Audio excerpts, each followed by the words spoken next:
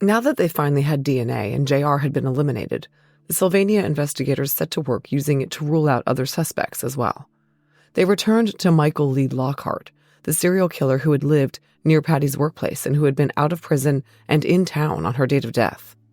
Detective Junker talked to Robert Hobbs, the original investigator in Beaumont, Texas, where Lockhart had killed police officer Paul Halsey Jr. Quote, "I related to Hobbs our case and the fact that Lockhart lived within a few blocks of where Patty Stichler worked in East Toledo. Hobbs indicated that Lockhart indicated to him a murder of a female that he committed in the Toledo area, but it wasn't sexually related, it was cocaine related. Hobbs felt it was very possible that Lockhart committed our homicide," end quote. But in December 2002, Detective Junker learned that Texas did not collect DNA prior to Lockhart's 1997 execution. They called around to Toledo PD, who suspected him of a rape there in November of '87, and Florida and Illinois, where Lockhart was also convicted of murders, to see if anyone had DNA. Finally, they located a sample of Lockhart's blood in Pasco County, Florida, where Lockhart had killed 14-year-old Jennifer Kohlhauer. They still had a refrigerated sample from the 1988 case. It was FedExed to Sylvania. Cassandra Augusti of the BCI called Detective Junker on May 3, 2003, and told him that Lockhart's DNA was not a match to the male DNA on the light switch in the bathroom. The case file doesn't reflect this, but I imagine Detective Junker was both surprised and a bit deflated by this development. A violent serial killer of young women had been living within miles of Patty when she was killed, yet someone else, someone yet unknown, had done it. In September 2003, Detective Junker met with all the members of Patty's family, her brother Bob and his wife Carla, Patty's sister Carol, Patty's daughters and her parents, and updated them as to the status of the investigation. According to Junker's memo to the file, the family was very appreciative to hear that police were continuing to work the case and pursuing the DNA angle even though all the main suspects had been eliminated by DNA comparisons. By January 20, 2004, the investigators had interviewed 66 people in the renewed investigation, and the BCI had eliminated 9 men named in the case file from whom they had collected voluntary buccal swabs. 5 other men, criminals like Lockhart, had also been ruled out. Eliminations were important as they helped narrow the field of suspects, but they didn't solve the case.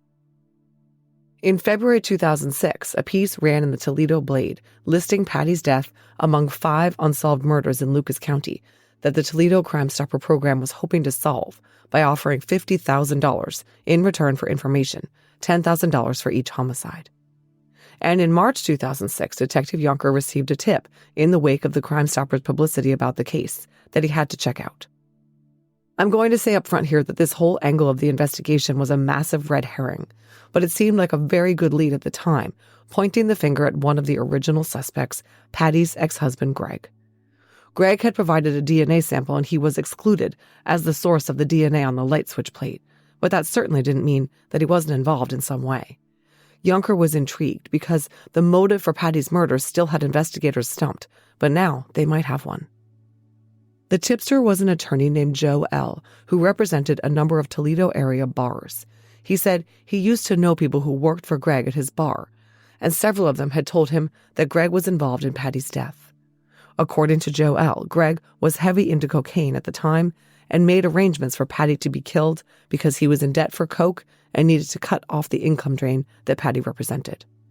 Joe L. gave Detective Junker a bunch of names of people who had talked to him about Greg and conversations involving Patty's death.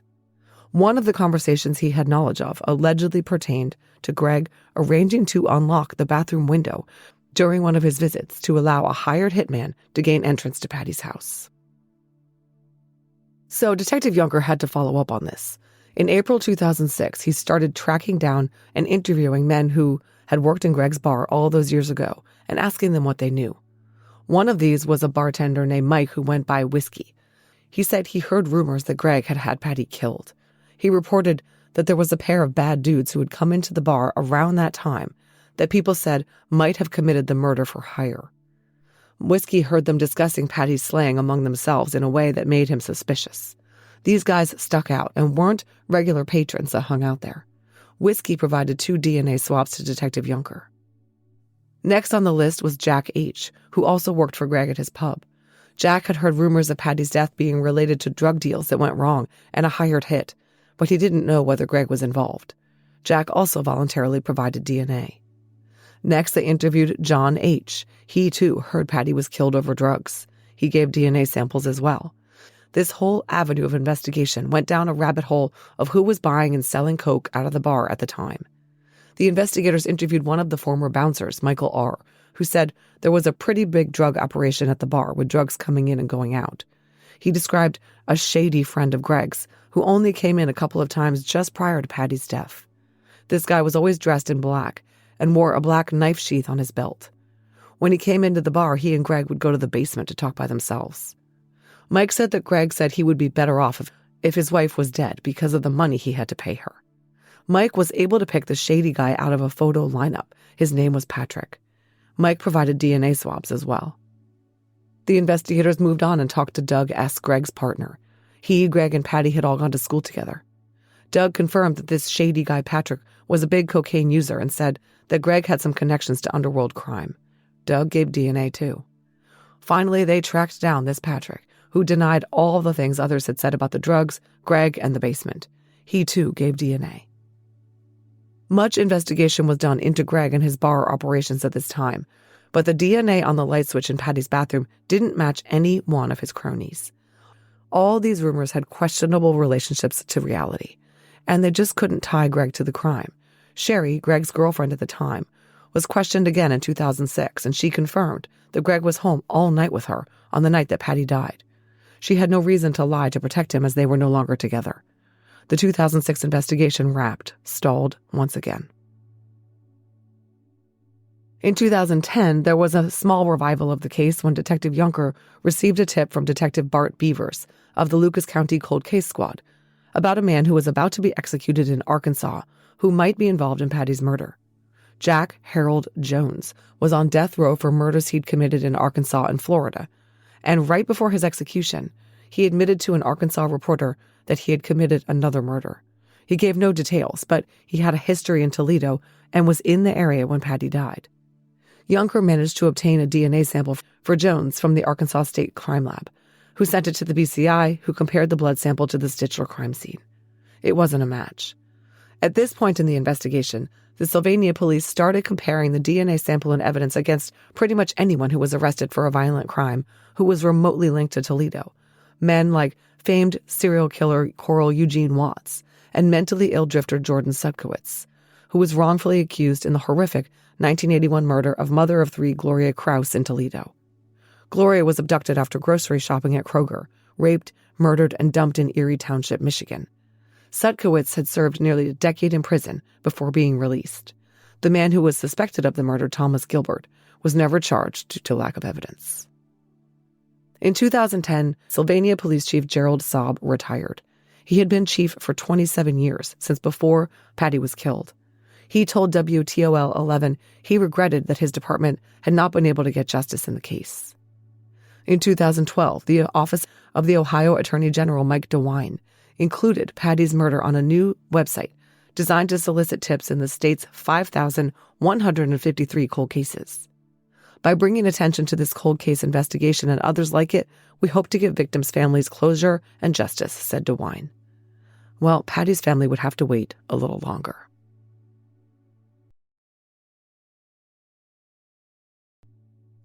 In 2018, multiple items of physical evidence were submitted to the BCI lab for updated DNA testing. Of course, by that point in time, much smaller samples were required to obtain DNA profiles, so the renewed testing was a worthwhile undertaking. Items tested were fingernail clippings from Patty's autopsy, her 8 acrylic nails that were still in evidence, the bloody carpet, and the bathroom light switch plate. It's pretty incredible that after all those years, a mixture of DNA, not from blood necessarily, just touch DNA, was found under Patty's nail clippings, and the mixture belonged to both her and her boyfriend JR. The carpet DNA was Patty's alone. The acrylic nails had no male DNA on them, and again, the light switch plate DNA was a mixture of blood from 2 persons, Patty and an unknown male. It was all going to come down to that. In early 2018, Detective Joshua Sini was working this case, and he heard about the solving of the Golden State Killer case using DNA to construct family trees. Pretty soon, forensic genealogy started solving cases left and right. At the urging of Patty's family, Detective Sini requested some information from Parabon Nanolabs on the services they could provide. But before he could follow up, his retirement date arrived. In 2019, the case went to Detective Sergeant Justin Music. He consulted with Parabon too, and with Erica Jimenez, a DNA forensic scientist with the BCI, who informed him that there were between 1.5 and 2 nanograms of viable suspect DNA remaining in the Stichler case. It might be enough to prepare a SNP profile suitable for genealogy. It might not. They would hope for the best. The decision was made to use advanced DNA for the genealogy component because their genealogy package is fixed price, and money was definitely an issue for this smaller agency. Sergeant Music called Amanda Reno, Director of Genetic and Forensic Case Management for Advanced DNA, on November 5, 2019. They decided that with the very small sample, which would be consumed by sequencing, it would be advisable to spring for whole genome sequencing. In January of 2020, the DNA testing, uploads, and case review began after funds were approved for the process. Sergeant Music worked with the BCI's Erica Jimenez to get the ball rolling. The last of the blood sample from the bathroom light switch, the only viable sample still in evidence that was known to contain male DNA, was sent to gene by gene for whole genome sequencing. The process took a long time because the sample was a mixture, was old and degraded, and had been extracted 17 years earlier. Patty was the minor contributor to the mixture, but once her DNA was separated, the resultant male DNA file was not considered ideal. On January 16, 2020, Amanda Reno requested permission to use Sabre Investigations to have the output data file reviewed to see if it could be improved. This process required an additional cost, and Sylvania Police Chief Rick Schnorr, who had vowed to prioritize solving the Stichler case, approved the expense. After bioinformatics was completed and the SNP profile obtained, the results showed that the suspect was a Caucasian male. The data file was uploaded to both Family Tree DNA and GEDmatch, and the results were underwhelming.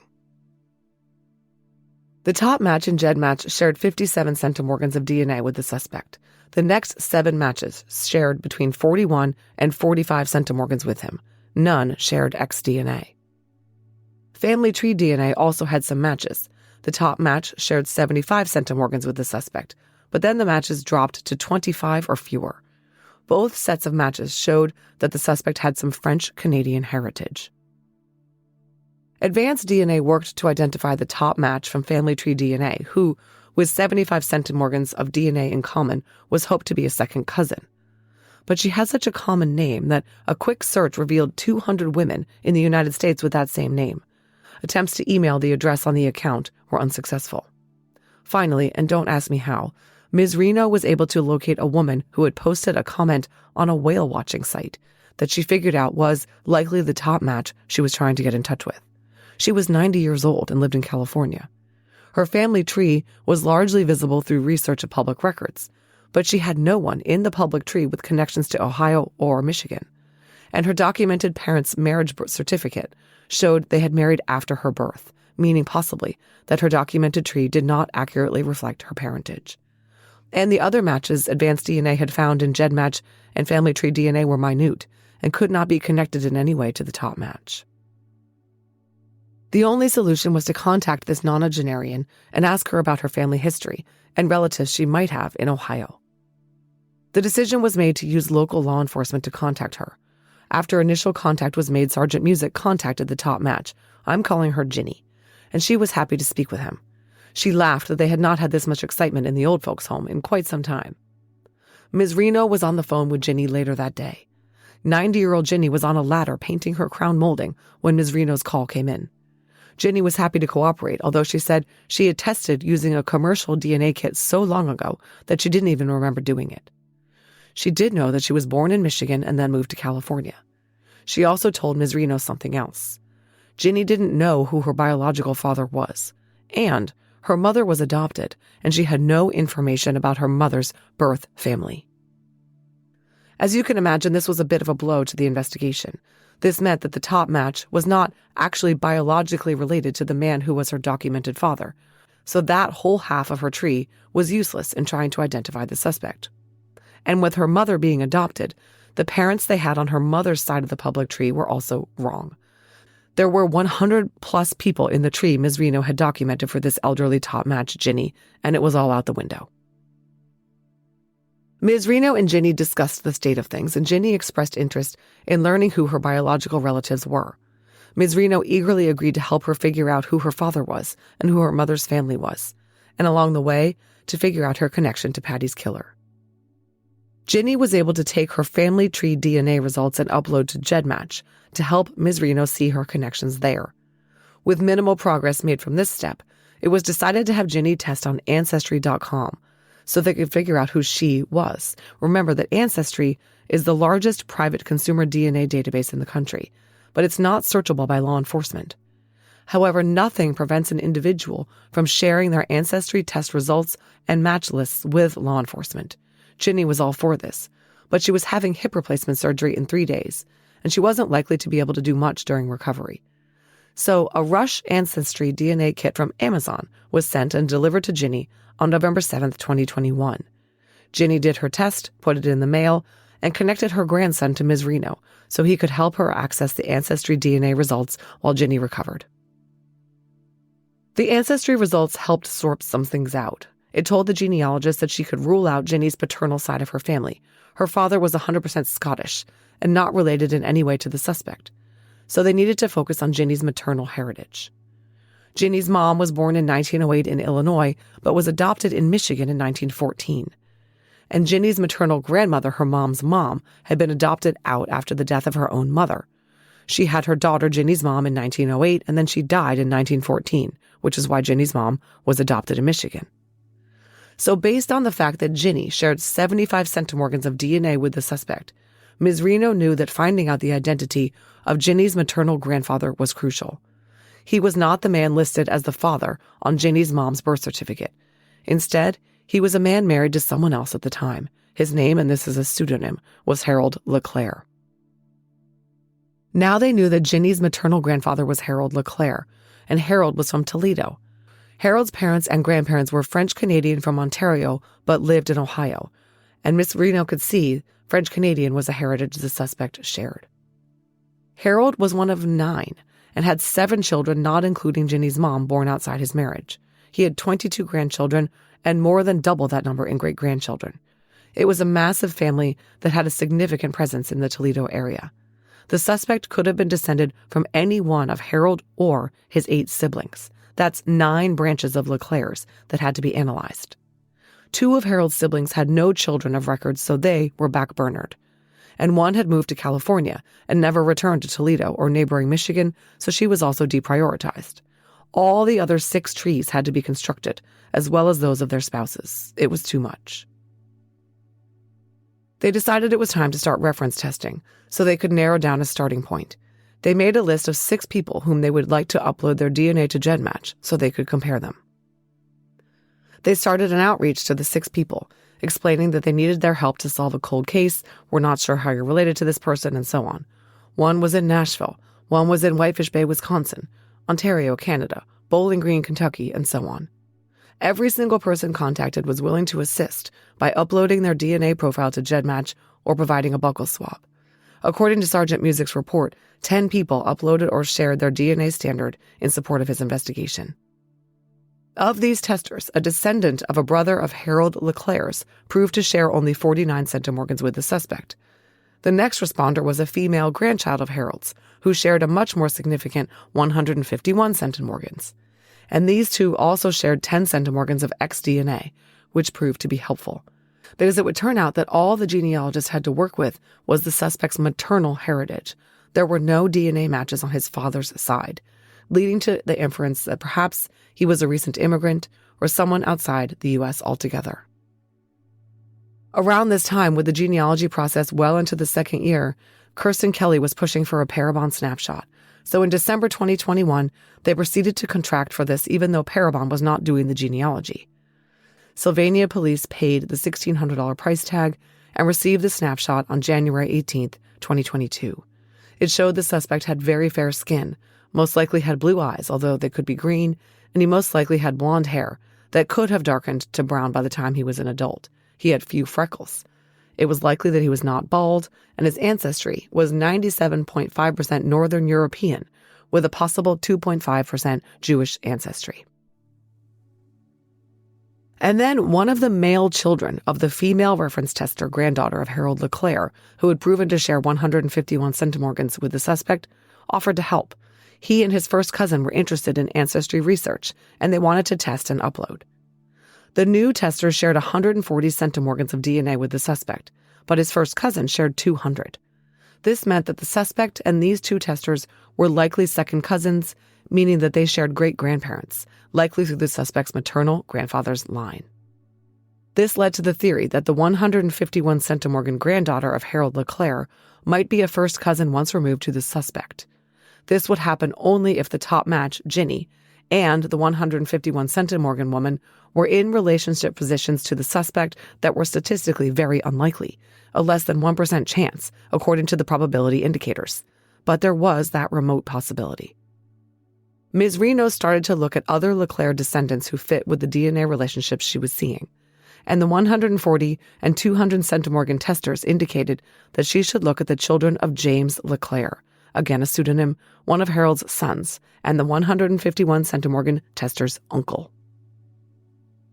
James had 3 daughters who were the right age to have possibly been the mother of the suspect. On January 31st, 2022, Amanda Reno reported to Sergeant Music that she had found something. They had firmly established that they were looking for someone in the LeClaire family tree, descended from Harold or a sibling. One of Harold's sons, James, had 3 daughters who fit the bill. Ms. Reno began looking through the original birth records in Toledo, looking for a baby born to one of the daughters. This wasn't as much of a needle in a haystack as you might think. All the LeClaires in Toledo were descended from the same set of ancestors who had immigrated from Canada. And Ms. Reno found something that she absolutely should not have found. Ohio birth records that were later amended because of adoption were not part of a public database. But there, in a mistakenly released public record, she found a baby born in 1967. No more specific date was available, listed only by its surname LeClaire. The baby's first name was not listed, and neither were the parents' names. Undaunted, Ms. Reno looked at the birth certificate number for the birth record and narrowed down the date to the first 9 days in August 1967. Then she looked at amended records for that time frame and found 2 babies born on August 5th who were adopted out. One was a girl, and the other was a boy named Michael, born on August 5th, 1967. The family that had adopted the male child named Michael was last named Mellis. So the supposition was that the baby born to the unnamed woman with the LeClaire surname was the same baby adopted and renamed Michael Mellis. And this was extremely interesting to Ms. Reno because she recognized that name.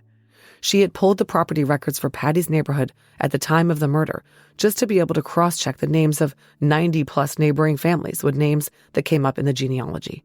And the couple that adopted Michael Mellis, C. Mellis and D. Mellis, lived at 5134 Brent Haven Drive, across the street and 6 houses down from Patty at the time of the murder. It was awesome, awesome news. The genealogy and adoption record research had hit pay dirt, pointing right to a neighbor of Patty's. But there was also very disappointing news. Michael Mellis was dead. Sergeant Music was not going to be able to obtain surreptitious DNA or a custodial buccal swab. After 2.5 years of trying to identify Patty's killer through genealogy, they now faced a new hurdle. They were going to have to tie Michael Mellis to the crime some other way.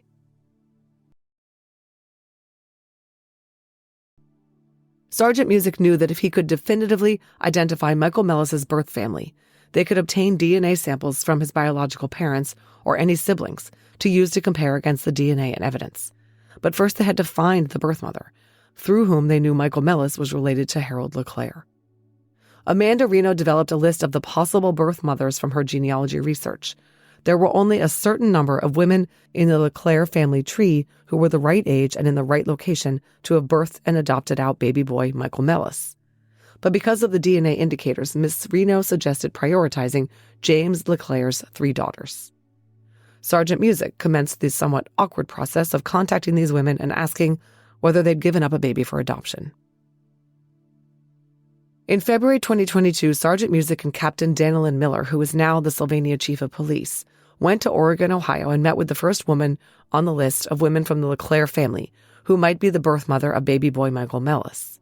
They contacted her at the assisted living facility at which she resided. They told her they were working on an old cold case in the community and using genealogical DNA research to locate the person who they believed might be a distant relative of hers. She agreed to help, and she permitted them to collect 2 buccal swabs to assist in the research.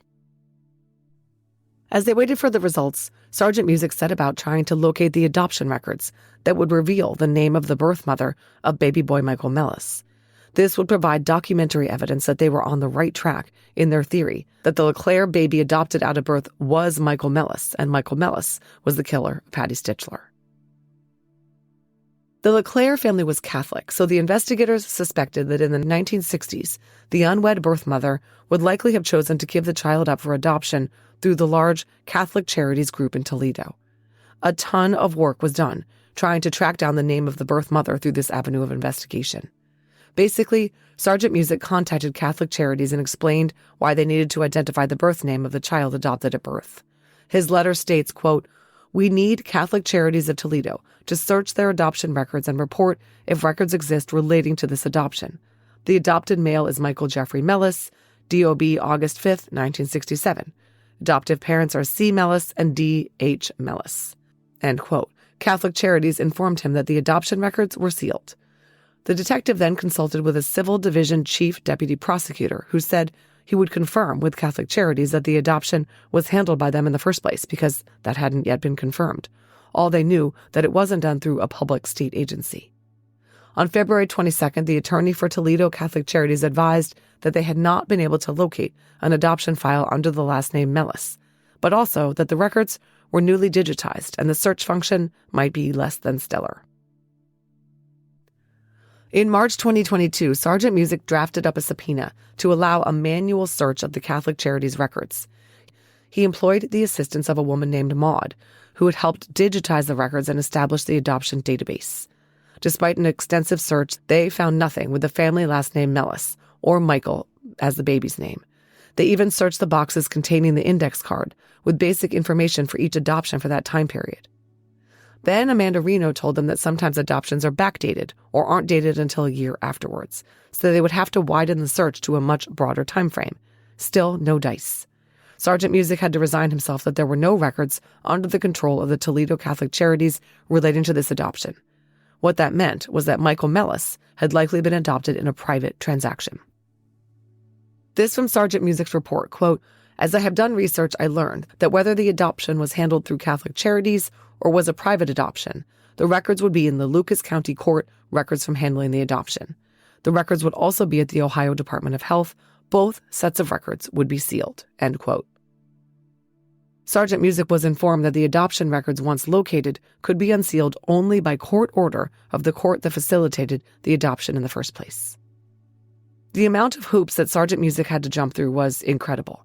As he wrote in his report, quote, "The adoption records are locked down to a level I have not seen or known, and that even with a search warrant or court order, I am not able to gain access even with the case like this." End quote. The Ohio Department of Health required that a specific request from the prosecutor's office for a court order to unseal the adoption records be filed with the same court who handled the adoption. This had never been done before in this jurisdiction. And by the way, the request itself also had to be sealed.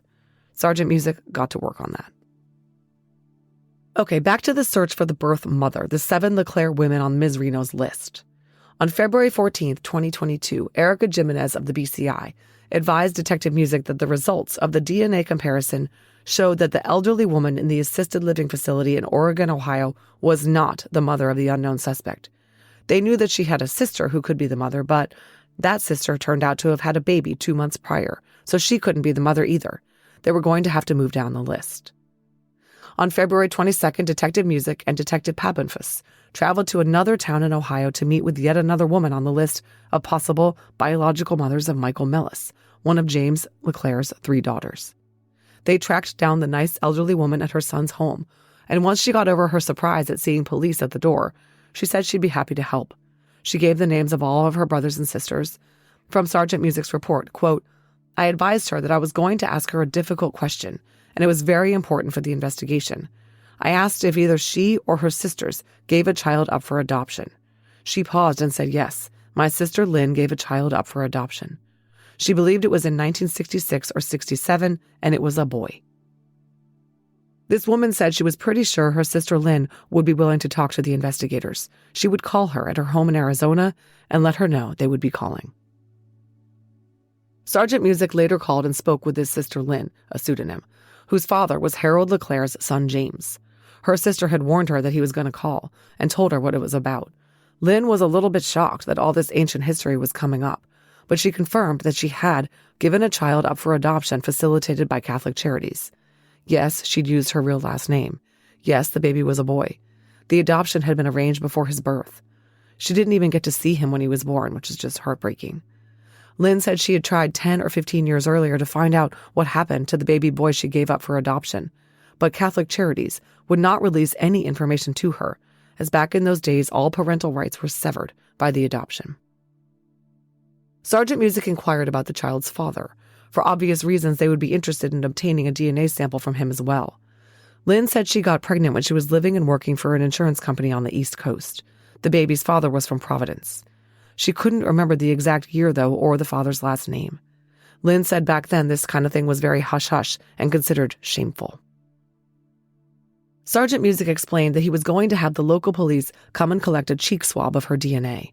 When he thanked her for her cooperation, Lynn said, per Sergeant Music's report, quote, "She could not imagine what the children of the victim went through with all these years passing, not knowing who did this. She further stated she wanted to do anything she could to assist with this process. Lynn stated if it was her son or not, whoever did this is to be brought to justice.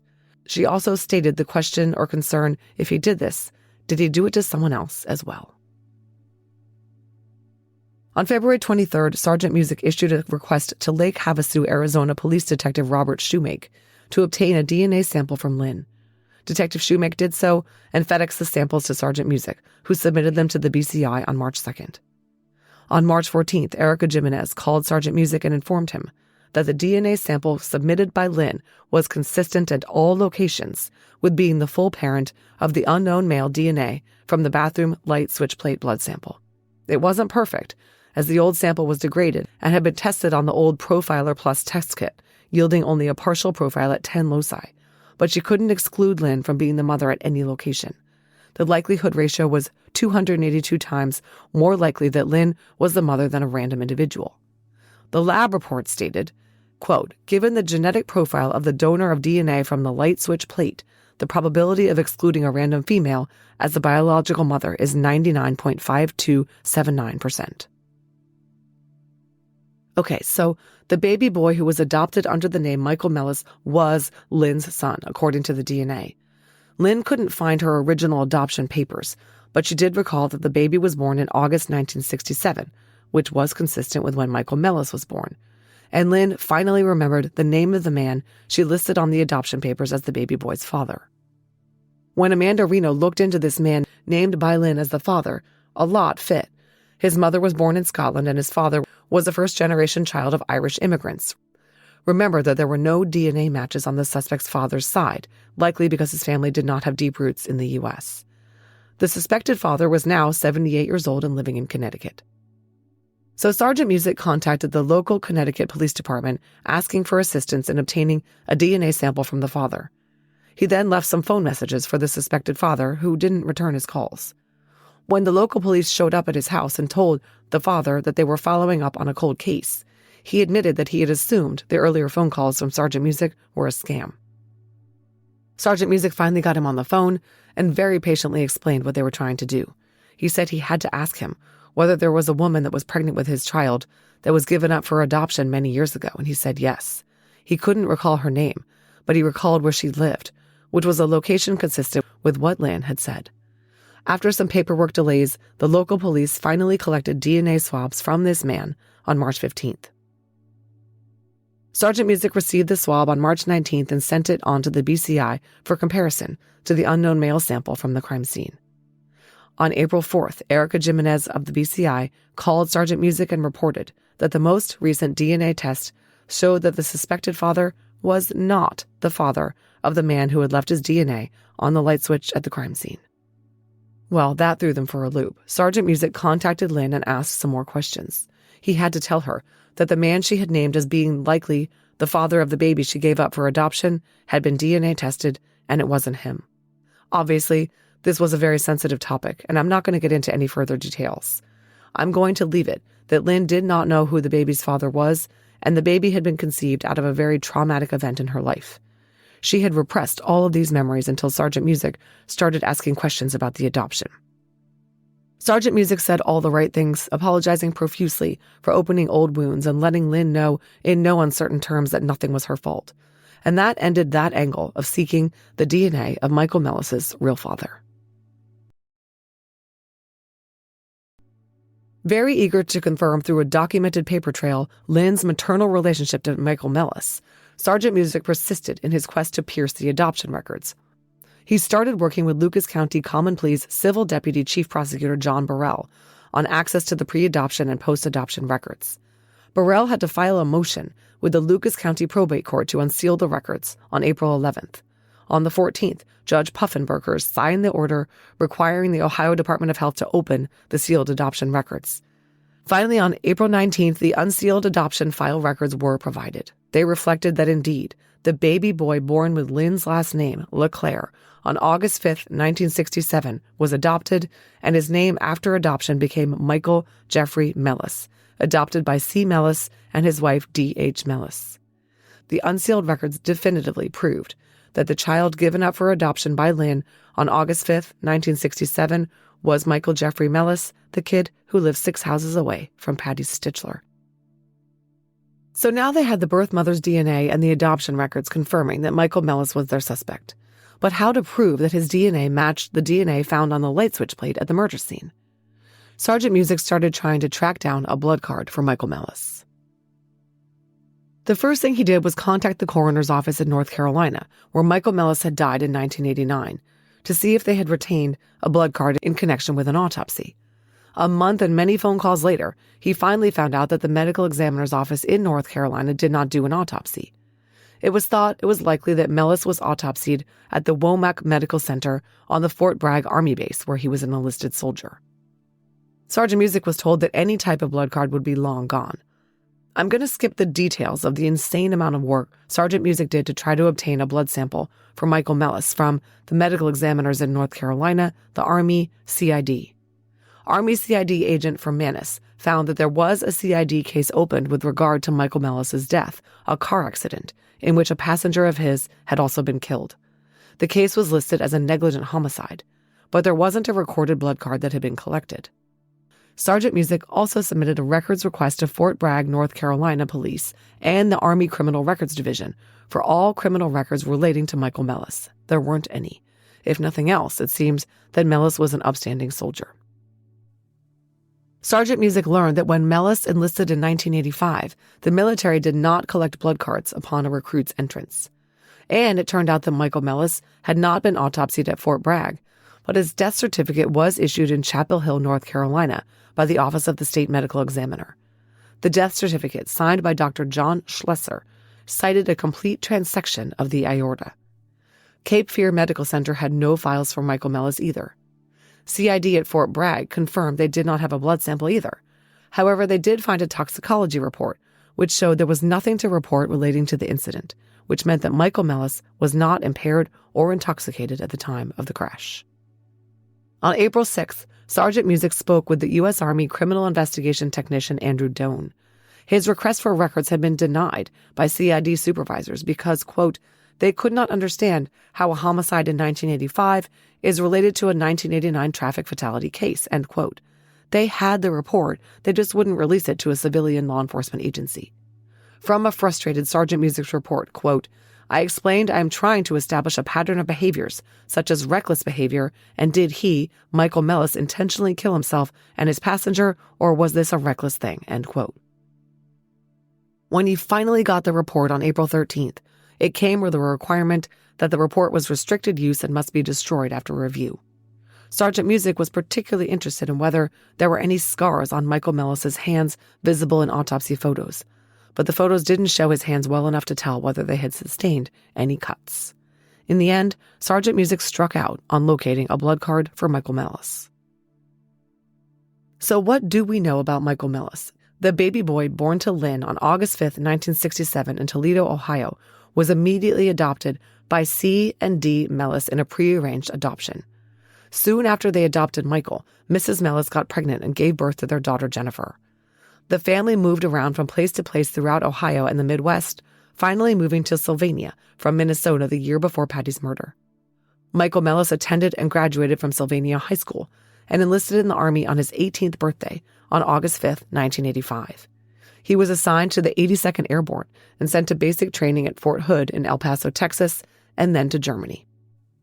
In December of 1985, his family moved to the Dallas area, where they still resided at the time the case was solved. They all left Sylvania for good, although Sergeant Music learned that some of Michael Mellis's friends in Ohio saw him once or twice before his death at the age of 21. Shockingly, Michael Mellis had a clean criminal record, with the exception of one minor juvenile incident. Sylvania investigators found a citation for him on July 8, 1984 for disorderly conduct. This was apparently for a fight with a Stephen Naylor at a local McDonald's. Detective Music contacted Naylor, and he said he was in line at McDonald's and some guy, a complete stranger who was with some other teens, started throwing ice at him from behind. He said, "Let's take it outside." They started to fight and the police broke it up. Naylor remembered the kid as having scraggly blondish-brown hair, and he wasn't overly big. The kid who picked a fight was Michael Mellis. The report was referred to the Child Study Institute, which was the equivalent of juvenile court at the time. It's believed that Michael Mellis paid a fine and got a warning. Michael Mellis was 17 when he murdered Patty Stichler. He had blonde hair, light eyes, and pale skin, just as Parabon predicted. He was a 21-year-old soldier at Fort Bragg when he was killed in a motor vehicle accident on March 22, 1989. It was a single-car accident in which Mellis had been driving his 1989 S10 and had been speeding and lost control. He wasn't wearing a seatbelt and completely transected his aorta when he went through the windshield. As we heard, the accident was categorized as a negligent homicide. Passenger James Vincent Ross was also killed. Another passenger in the car was Christopher Musgrave, who was injured but survived. He was living in Middlefield, Ohio, in March of 2023 when Detective Music contacted him. He confirmed he was a passenger in the car and that he'd been introduced to Mellis by the other passenger, Jim Ross. He said that Mellis wasn't drunk, but he was driving very recklessly. Musgrave stated, quote, "He seemed like a pretty crazy guy." Apparently, Michael Mellis had recently returned from a station in Germany, and he made a comment that he found it hard to drive under 100 miles an hour because he'd been driving very fast on the Autobahn while in Germany. Then he crashed and died, probably regretting his poor decisions as he flew through the windshield. Michael Mellis was buried in Restland Memorial Park in Dallas, Texas. He was never married, and as far as anyone knows, he has no children. On April 22nd, Sergeant Music traveled to Texas and met with the Mellis parents and their daughter Jennifer. They asked a uniformed Carrollton police officer to make the introduction so that the family would know they were legitimate members of law enforcement when they showed up on their doorstep. They said they were investigating a cold case from years ago, and Mr. and Mrs. Mellis agreed to speak with them. They confirmed that they remembered the murder that had happened on their Sylvania block 37 years earlier. They didn't know Patty, who lived a few houses away, and they couldn't even recall her name until Sergeant Music reminded them. Her children were younger than theirs, they said. Their own kids were in high school at the time. From what they remembered, Patty worked at a gym or a health club or something. There were never any problems in the neighborhood with her or her family, but they heard rumors that her murder was related to drugs. Sergeant Music confirmed with them that neither they nor their kids knew Patty or had any reason to ever be inside her house. Sergeant Music started asking about their son Michael, and they said that he had been adopted when he was a newborn. The detectives asked about whether he ever got in trouble. They said he rarely did, just a few scrapes, such as a fight in a parking lot at McDonald's. Michael and his friend Ben had also been nabbed for a shoplifting thing. They got stopped as they were trying to leave a store with CDs or cassette tapes at the Franklin Park Mall. And one time, Michael and his same friend Ben had driven one of the family's cars on a neighbor's lawn. The neighbor was pissed, and Mr. Mellis had to make Michael go over and apologize and make repairs. Teenage boy stuff, but that was it. Detective Music then went into a very long explanation about how they found samples in Patty's house that yielded male DNA, and they were able to pinpoint who that DNA belonged to through modern DNA technology. After this introduction, he said, quote, "The unknown male DNA sample from a blood sample that was located within our crime scene was Michael's DNA." Mrs. Mellis said, "Are you saying our Michael did this?" Sergeant Music confirmed. Mr. Mellis said, "It's hard to believe." Mrs. Mellis again said, "Our Michael did this?" Mrs. Mellis said she did not know if she wanted to continue to hear what the Ohio investigators had to say, but Mr. Mellis said he did want to hear it. This from Sergeant Music's report on the interview, although I'm only using last names. Mrs. Mellis then asked me if I was saying that he, Michael, killed her, that woman. I said after a brief pause, "I am." She then stated, "Our Michael did?" I said, "I am, yes ma'am. I believe your Michael committed this act." Mr. Mellis said, "It's hard to believe because at that time he was maybe 16. I advised he was 17 years of age. Mr. Mellis clarified 17. I said yes. Mrs. Mellis said, "Why would he do that?" And Mr. Mellis said he was just never that kind of a kid. Sergeant Music explained that they had found Michael Mellis's blood in Patty's house, in the bathroom, with the victim's blood all over the place. Per their own statements, there was no legitimate reason for Michael Mellis to be inside that house. Okay, I'm going to summarize here because this interview went on for several hours. In short, the Mellises were completely and utterly shocked and bewildered when the detectives dropped on them that they had reason to believe their 17-year-old son, who had a negligible record as a juvenile, had entered 30-year-old Patty Stichler's home and slashed her to death. According to them, Michael Mellis was a totally normal kid. He was never, ever violent, they said, and their household was nonviolent. They didn't spank their kids. The parents said they had rules. They were strict. There was never any drinking or anything like that. Michael Mellis didn't get into any trouble at school and had average grades. He didn't have any strange behaviors or fixations. He had lots of friends and a very outgoing personality, they thought. I'm going to say here that their perception of their son wasn't entirely accurate, but clearly he didn't exhibit any overtly monstrous tendencies in the home. Mrs. Mellis kept saying, "Why would he do that?" trying to process what she was learning. How could we not know, she wondered aloud. Learning that the murder was suspected to have happened around 1 a.m., she said Michael Mellis wasn't even supposed to be out at that time of night. She got emotional, and both parents continued to question whether what they were learning could possibly be true. Mr. Mellis said that Michael was raised by a good family and they all loved him. It's safe to say that Sergeant Music believed that the Mellis family had no idea Michael Mellis was capable of something like murder. Mr. and Mrs. Mellis said Michael didn't hunt, and they never recall seeing him with a knife or a knife sheath, although Mrs. Mellis admitted that she never went in her son's room. He did play Dungeons and Dragons and have nunchucks and throwing stars, just like so many teenage boys. They didn't recall any cuts or injuries to his person around that time, and he had no scars that they observed later. Sergeant Music explained that that night, Michael Mellis likely had blood all over him and wondered about his clothing. He would have had to either wash them or get rid of them. He asked Mrs. Mellis if Michael Mellis did his own laundry. She laughed and said, "No way." She wondered aloud how he could have come home and changed his clothes and gotten rid of them and them not know it. She said a few times she couldn't believe they couldn't hear him come in that night. Everyone in the family agreed that they had not observed any changes in Mellis's behavior after the murder. He did enlist in the Army and leave on his 18th birthday the following August, but Mrs. Mellis said that Michael had wanted to be in the Special Forces ever since he was a small child. The Mellises continued to question why. What was the motive? Mrs. Mellis speculated that there had to have been some relationship between Michael and Patty Stichler. She felt that her son would not have gone in there with a knife unless something had happened between the two beforehand. Of course, this was the million-dollar question that no one had the answer to. Sergeant Music asked whether the Mellises might have anything on hand that would contain Michael's DNA. They were very much trying to avoid exhuming him, he explained.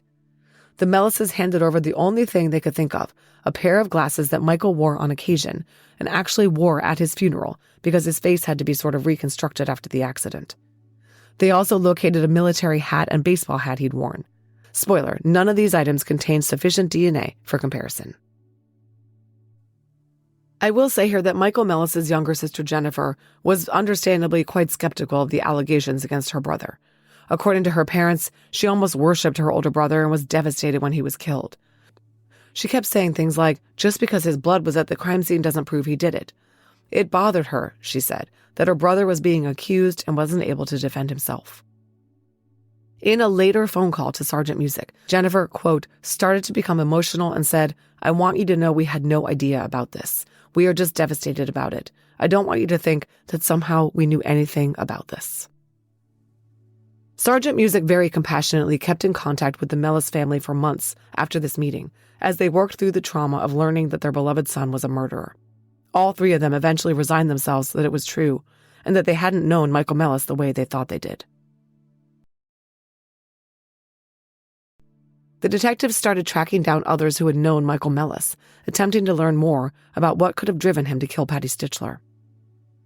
The first person they talked to was Michael Mellis's childhood friend, Ben G., who had lived in the house right next door to Patty. He had considered Michael Mellis his best friend in their high school years. He said he knew him very well, and he was a great guy. Sergeant Music only told Ben that they were looking into the murder that had happened next door to him many years ago. He didn't tell him right away that they suspected his friend. And Ben had some interesting information. Ben said that on the night of January 1st, 1985, he and some other boys were down the block playing Dungeons & Dragons in the basement of his friend Steve D. When the group broke up, because they were all supposed to be home at midnight, another buddy who also lived on the block walked home with him. The next morning, the yards were all roped off and the police were everywhere all over the block. He said he only knew the victim, Patty, as a neighbor, and they'd never interacted beyond a wave. She seemed really nice. Who was the kid who walked home with him, Sergeant Music asked. Mike Mellis, Ben said. Michael Mellis had walked to Ben's house after midnight on the night Patty was killed in the same time frame. Ben's house was 60 feet from Patty's. As Sergeant Music's report said, that puts Michael right near our victim's home within an hour to an hour and a half of when the events were called into the police. Sergeant Music asked if Ben had heard any rumors about who the killer was. Ben said from what he understood, it was somebody Patty knew because there was no break-in.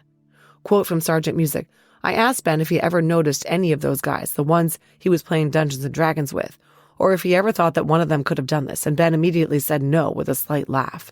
It appeared that he was shocked by my question. He seemed honest and convincing in his response. I then asked Ben if there was ever any talk amongst the teenagers about Patricia being attractive, and he said, oh yeah, Mike and I did. He then further explained she was a MILF and started to laugh a little. Then further explained that she used to walk around the yard doing gardening and things in a bikini, and in fact, his dad would be working in his garden, and his mother would yell down from the deck to his dad, "You're not looking at that, are you?" Ben went on to say that there were rumors among the boys on the block that Patty moonlighted as a stripper, which was, of course, youthful, wishful thinking. Ben stated they were all stunned when she was killed. There are no murders in Sylvania, he said. Detective Pafenfuss asked Ben if he and Mike ever talked about the murder after it happened. Ben said, Mike goes, I'm kind of glad I made it home that night because it was right next door. He said Mike said over and over, this is crazy. This should never have happened. Okay, that brings up the question, did Mike Mellis actually say this should never have happened? Or was that just Ben paraphrasing Michael Mellis, saying things like, how shocking that happened? If he actually said this should never have happened, it could have a double meaning. Perhaps it provides an indication that Michael Mellis never meant to hurt Patty and something got out of control.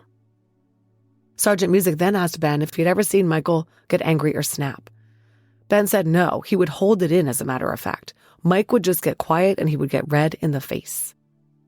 Needless to say, Ben was absolutely stunned when he was informed that Michael Mellis had killed Patty. In fact, he said he had trouble believing it. Detective Music showed Ben the photo of the knife sheath that had been found between his house and Patty's. Ben said, quote, yeah, he had one of those knives, a butterfly knife. That's a sheath for it, he said, referring to the photo. Ben confirmed that Michael owned a butterfly knife, sometimes referred to as a balisong knife, and that he used to see how fast he could open and close it. Ben said that he remembered that he and Michael were both questioned about walking home and being outside Ben's house at 1 o'clock in the morning on the night Patty was killed. There is nothing in the police file about this door-to-door canvas interview, but if it happened, it does not seem that the investigating officer's suspicions were triggered at all by Michael Mellis. One of the other boys who had been in the basement playing Dungeons & Dragons with Michael and Ben that night was a retired police sergeant from Sylvania Township named Jeff J. Like Ben, Jeff was absolutely floored by the news that their D&D buddy was the killer who had eluded Sylvania police for decades. He said he never in a million years would have thought Michael Mellis was responsible for this. Jeff stated, quote, Mike was a little quirky, not a bad guy at all, just a little on the quirky side. He went on, he was always kind of a quirky dude, but I just never would have thought that. Jeff also recalled that Michael was very into martial arts, ninja stuff, and collected throwing stars and that kind of thing. Next, Sergeant Music spoke with Steve D., the guy whose house the teenage boys were playing Dungeons & Dragons at that night. He said sometimes the group hung out at Ben's and he remembered they would notice Patty. Steve also stated that Michael Mellis had a temper at times. He had observed that things would get bottled up in Mike and would eventually boil over. He couldn't recall a specific incident, but gave the impression that his friend Michael Mellis had an edge. He said of all his friends, he felt Michael Mellis was the one who had an underlying temper that might have caused him to commit murder, but he was still shocked that one of his group of friends could have done this. Sergeant Music then talked to Mike Kay, another friend of Michael Mellis. They did martial arts together. Mike confirmed that Mike Mellis was a pretty good guy, and most of the trouble they got into was just normal stupid stuff teenagers did. Another friend named Frank R., upon learning that Michael Mellis was a murder suspect, said, "It's always the guy you never think of." Friend Rod M. described Mike Mellis as a nerdy, weird, socially awkward kind of guy. They all remembered his devotion to martial arts, but none of them remembered any violent tendencies displayed by Mike Mellis. Sergeant Music again spoke with the Mellis family and asked them about the butterfly knife. He explained he had learned from Ben G. that Michael Mellis had a knife like that. Both parents said they had never seen such a knife and never knew their son to own one. Mrs. Mellis said, "I just don't understand. He never got into any serious trouble. He did boy stuff, but to have a knife in the house like that, And she trailed off. Sergeant Music acquiesced to the Mellis' wishes that they not exhume their son. It was felt that an exhumation wasn't necessary, given what they had on Michael Mellis. To recap the evidence they had gathered about Michael Mellis and his connection to the murder. He was a neighbor of Patty's, living 445 feet away. He had noticed Patty on multiple occasions and considered her a hottie. Yet he had no connection to the Stichlers, and there was no good reason for him to be in Patty's home. He went out of his way to walk home with Ben on the night of January 1st, in the opposite direction of his own home, placing him within 60 feet of Patty's house within an hour of the 911 call reporting her murder. He owned a knife with a 4-inch blade, consistent with the suspected murder weapon, that was typically kept in a sheath, just like the one found outside Patty's window, and a knife that he hid from his parents. He was into martial arts, including ninjas, known for their stealth and lethality, and butterfly knives, like the one identified by Ben as consistent with the one Michael Mellis had, were sold in popular martial arts magazines. He had a temper that he kept bottled up inside, to the point that his friends noticed that at times he seemed to be seething.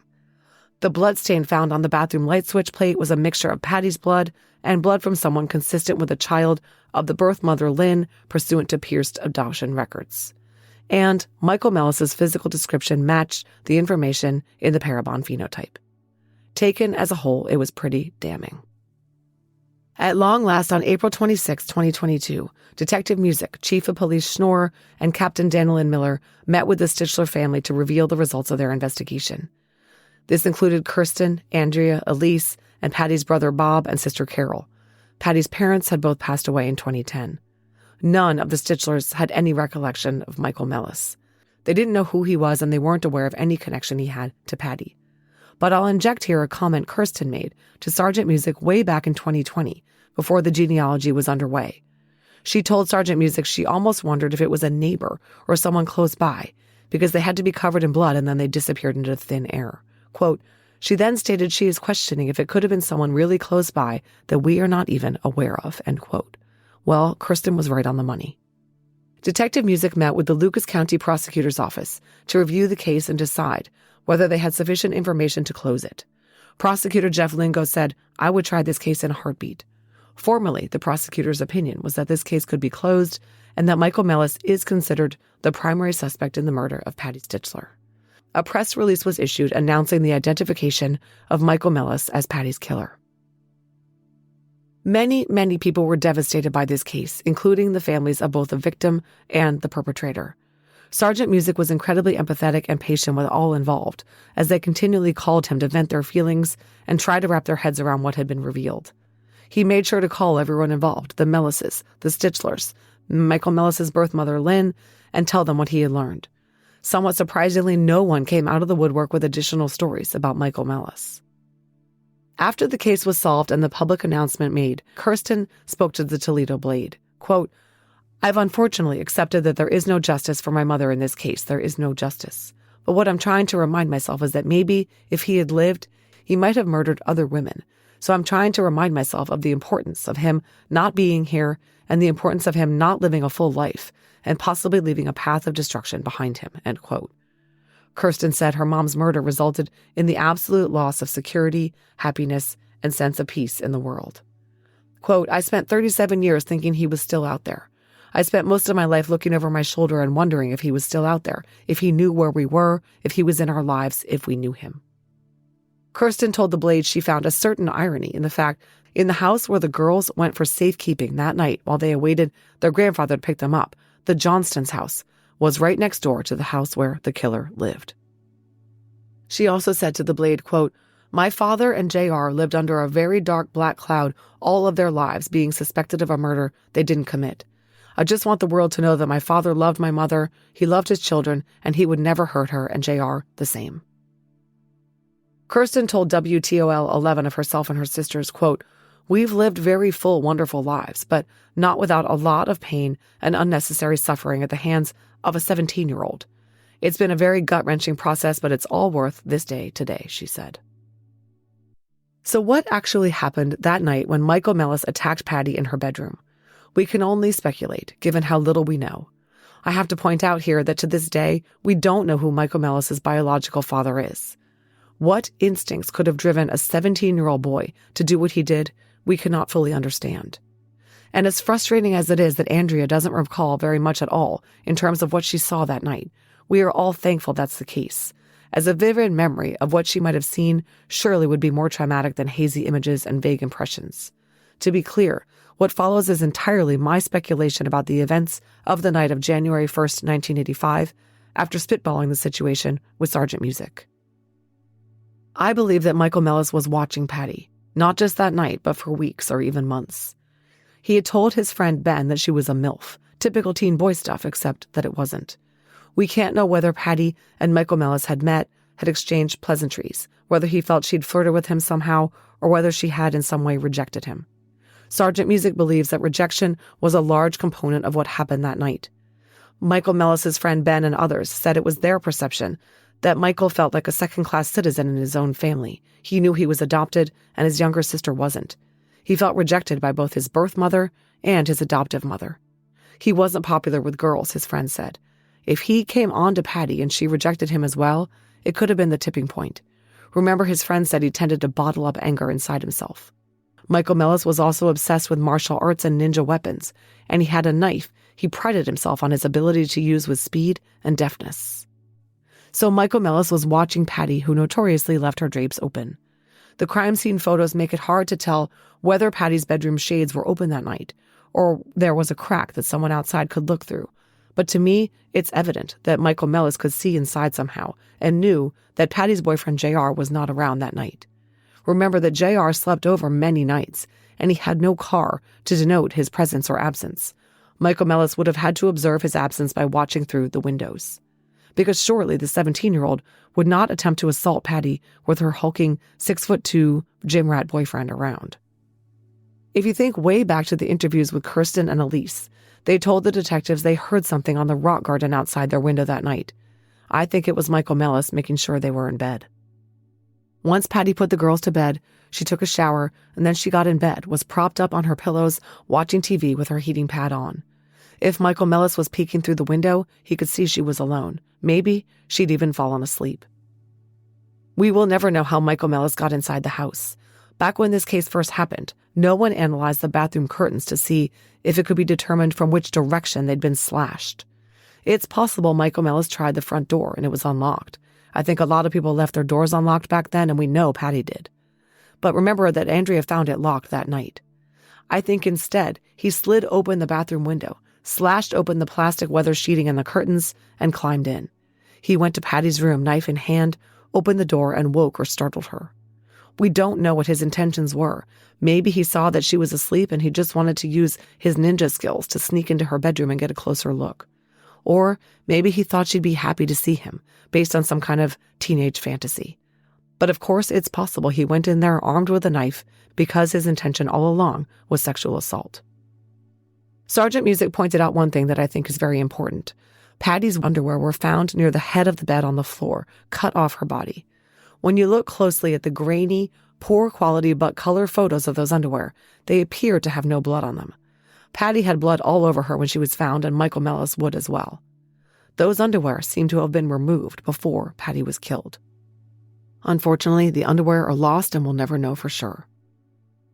It seems to me likely that Michael Mellis entered the room, knife in hand, and told Patty to be quiet or he'd kill her. He cut her underwear off and dropped them on the floor at the head of the bed. And then Patty started fighting. The blood on the wall and the spray on the doorframe, back of the door, and the wall near the head of the bed indicate, to me and to the professionals who have looked at this case over the years, that her throat was slashed there on the bed. From that point on, rapidly bleeding to death, Patty could not scream, but managed to fight her way to the floor, breaking off 2 fingernails and dragging the bedclothes with her. At some point, Michael Mellis dropped his knife under the dresser and had to reach under and grab it. Perhaps that's when he cut himself. Michael Mellis stabbed Patty numerous more times in a frenzy, and then he panicked, afraid someone would wake up. He ran into the bathroom, smearing his and Patty's blood on the light switch. He might have heard Andrea's door open, or maybe she even saw him. And his only choice was to go out the bathroom window, dropping his knife sheath on the ground on his way out. We can only guess what Michael Mellis did with his bloody clothes, knife, and probably shoes from that night, after he sneaked back into his parents' home and up to his room. Did he take a shower? Did he have a large cut he had to hide? We know his behavior wasn't observed to change after the slaying. But Michael Mellis's mother said her feelings were hurt that he enlisted in the Army and left town on his 18th birthday. Now we know that it's extremely likely he wanted to get out of town ASAP before he was found out. And perhaps when he accidentally killed himself speeding on the highway, his self-destructive behavior was a manifestation of his self-hatred or his pathological condition. After 38 years, Patty Stichler's case is solved thanks to forensic genealogy. And if you're one of the bad guys, they are coming for you. Thank you so much to Amanda Reno of Advanced DNA for speaking with me about this case, and to Sergeant Justin Music for his compassion for everyone he encountered in this investigation and his patience with me. Recently, I let listeners know about a new benefit available to them called an AbJack Insider subscription that's available through Apple Podcasts. An AbJack Insider subscription will give listeners ad-free access to every bit of DNA ID content published, both past episodes and future episodes. It will also give you benefits like early access and bonus content. Head over to Apple Podcasts and click on the DNA ID show page or the AbJack Entertainment channel to start a free trial. Thanks for listening to this episode of DNA ID. If you'd like to listen to the show ad-free and help support the show in the process, please head over to patreon.com/DNAID. And if you're interested in some fun DNA ID merch, visit the store at customizedgirl.com/s/DNAID podcast. To contact the show, please email us at dnaidpodcast@gmail.com. Follow us on social media at DNAID Podcast on Instagram, at DNAID Podcast on Twitter, or on Facebook at facebook.com/DNAID Podcast. Finally, if you want to visit our website, go to dnaidpodcast.com. You'll be able to get all the episodes of the show, leave comments on episodes that I can respond to, and you can even leave voicemails. You'll get all the latest news about the show and important updates. Find links to our social media, merch, and a lot more. It's really your one-stop shop for everything DNA ID. DNA ID is written, researched, and hosted by me, Jessica Betancourt. It's produced by me and Mike Morford of AbJack Entertainment. Music by Connor Betancourt. Check out our other collaborative podcasts, Scene of the Crime, Missing Persons, and Beyond Bizarre True Crime.